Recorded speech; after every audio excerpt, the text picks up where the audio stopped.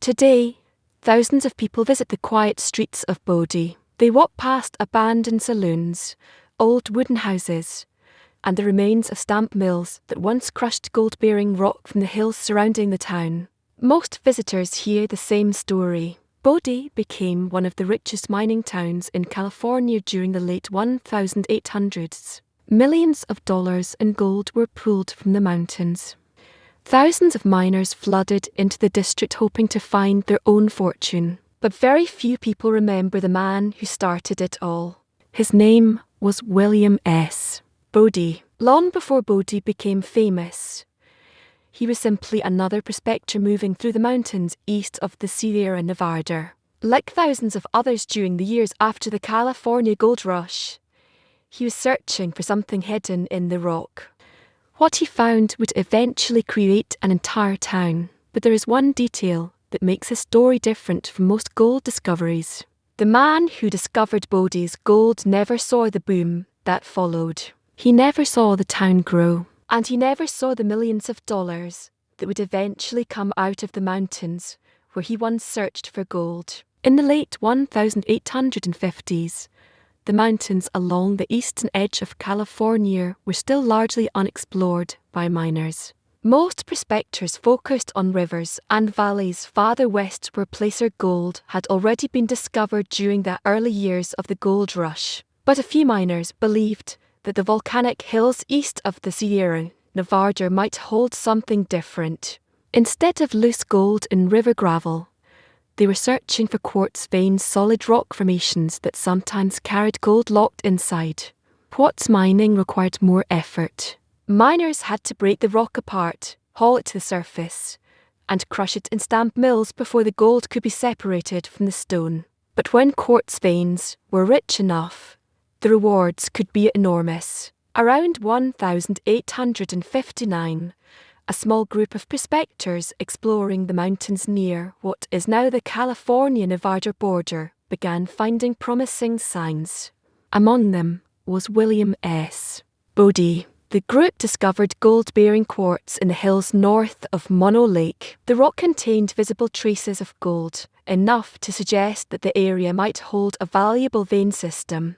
At the time, however, the discovery did not attract massive attention. The region was remote. Winters were harsh, and transporting ore through the mountains was extremely difficult. For several years, the small camp near the discovery remained quiet. No one yet realized that the hills where Bodie and his partners had found gold would eventually become one of the most famous mining districts in California.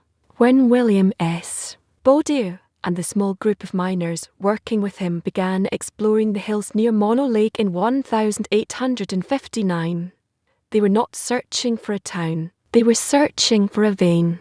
Prospectors in those years often followed small clues across vast landscapes. A fragment of quartz containing gold, a narrow streak of mineralized rock cutting through a hillside, a faint trace of color in broken stone. Those clues sometimes led nowhere, but occasionally they led to something much larger. While exploring the volcanic hills north of Mono Lake, Bodie and his partners discovered quartz that carried visible gold. The rock suggested that a vein system ran through the mountains beneath their feet. For a prospector, this was the moment that made years of wandering worthwhile. Quartz gold deposits could be far more valuable than placer gold in riverbeds. If the vein proved rich enough, it could support a permanent mining operation. The men established a small camp near their discovery, but the location created a serious problem. The elevation was high, winters were brutal, and the region was isolated from established supply routes. Transporting heavy ore through the mountains would require time, money, and infrastructure that the small group of prospectors did not yet have. So the discovery remained quiet. The camp stayed small, and the mountains kept their secret for a little longer. Later that same year, winter arrived early in the mountains. For prospectors working in remote areas, winter could be more dangerous than the work itself. Snowstorms could trap miners in isolated camps, cutting them off from supplies and making travel nearly impossible. William Bodey decided to leave the camp temporarily and travel to nearby settlements to gather provisions. The journey was not supposed to be dangerous, but the weather in the mountains changed quickly. While crossing the high terrain, Bodie was caught in a severe snowstorm. The cold and wind made travel nearly impossible, and somewhere along that route through the mountains, the prospector who had discovered gold in the hills lost his life. His partners eventually found his body. The man who had first identified the gold-bearing quartz in the district would never return to the camp he had helped establish. In time, the miners working the area continued exploring the hills where Bodie had made his discovery. More quartz veins were found. More miners arrived. And the small camp that had once been nothing more than a remote outpost slowly began to grow. When the settlement was later named, the miners chose to honour the man who had first discovered the gold. They called the camp Bodie's. Over time, the spelling changed. The town became known as Bodie. But the man whose name the town carried would never see what his discovery was about to create.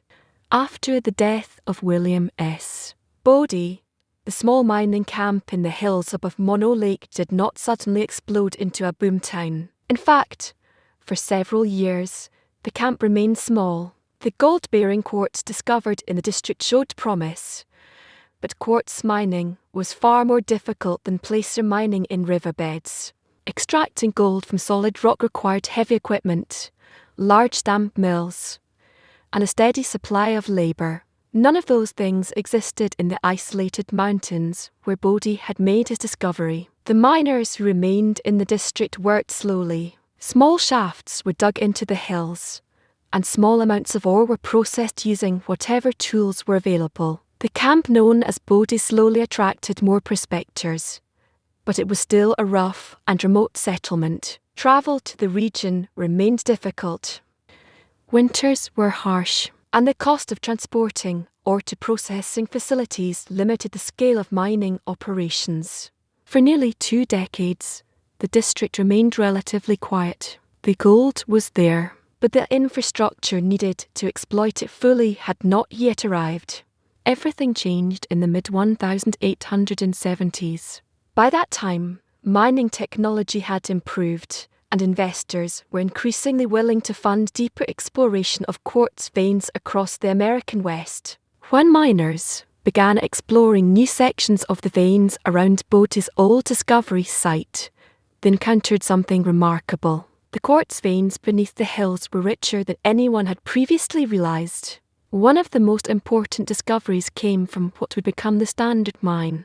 When miners struck a particularly rich section of the vein, the results were immediate. The ore produced far more gold than earlier operations in the district had suggested was possible. Word spread quickly through California and Nevada. Investors began buying mining claims. Prospectors arrived hoping to stake new ground, and the quiet camp that had once carried the name of William Bodie began transforming into a booming mining town.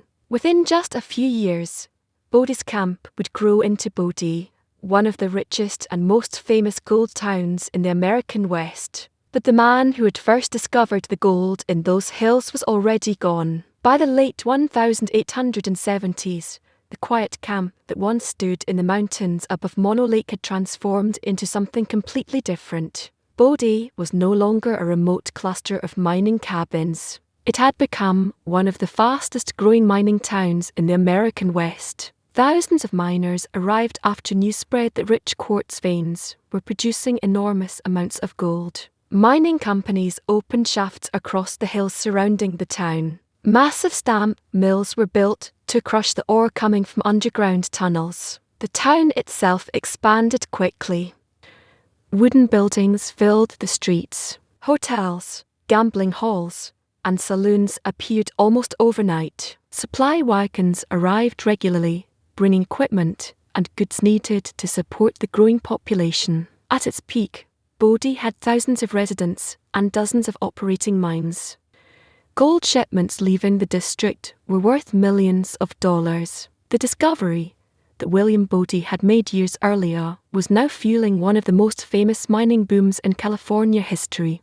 But the man whose name the town carried was no longer there to see it. If William Bodie had survived the winter storm, that took his life, he would have witnessed something remarkable. The hills where he once searched for gold became one of the richest quartz mining districts in the region. Mines such as the Standard Mine eventually produced enormous amounts of gold. Over the following decades, the district generated millions of dollars in gold from the quartz veins beneath the mountains. Those riches built the town. They attracted thousands of miners. They transformed Bodie into a place known across the American West. Yet the prospector, who first discovered the gold, never shared in that fortune. His story became part of the quiet history behind the town's name. Many mining towns were created by discoveries made by anonymous prospectors, whose names were quickly forgotten. In Bodie's case, the miners remembered the man who had first found the gold. They named the camp after him, but the prosperity that followed his discovery arrived years after his death. As mining expanded across the hills surrounding Bodie, the scale of production surprised even experienced investors. The quartz veins running through the mountains turned out to be far more valuable than the early prospectors had imagined. Over the following decades, the mines in the Bodie district produced gold worth tens of millions of dollars in 19th century currency. Large operations such as the Standard Mine led the boom, sending enormous quantities of ore to stamp mills that crushed rock day and night. The gold extracted from those mountains built businesses, funded new mining operations across the West, and supported thousands of workers who came to the town searching for opportunity. For a time, Bodie was one of the most prosperous mining towns in California, and all of it traced back to the discovery made by a small group of prospectors exploring the hills in 1859. Among them was William Bodey. Mining history is full of discoveries made by people who never fully benefited from them. Some prospectors sold their claims too early. Others left districts before major strikes were made.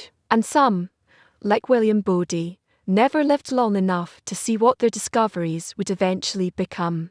When Bodie first found gold-bearing quartz in the hills above Mono Lake, the district was remote and difficult to exploit. Without major investment and better technology, the discovery remained little more than a promising possibility. Years later, when richer veins were uncovered and large mining companies arrived, that possibility turned into one of the most famous gold booms in California. The discovery that began with a handful of prospectors eventually created a town, an industry, and a legacy that still attracts visitors today. But the man who first found the gold never saw the result. Today, the quiet streets of Bodie stand as a preserved reminder of the gold boom that once defined the region. The stamp mills are silent. The mines have long been closed, and the wooden buildings that once served thousands of miners remain standing in the mountain air. Yet the town still carries the name of the man who first discovered the gold in those hills. William Bodey did not live to see Bodie become rich. He did not see the thousands of miners who followed his discovery, and he never saw the millions of dollars in gold that eventually came from the mountains where he once searched for a single promising vein. But his discovery shaped everything that followed. Because sometimes the most important discoveries in history are made by people who never get the chance to see what they started.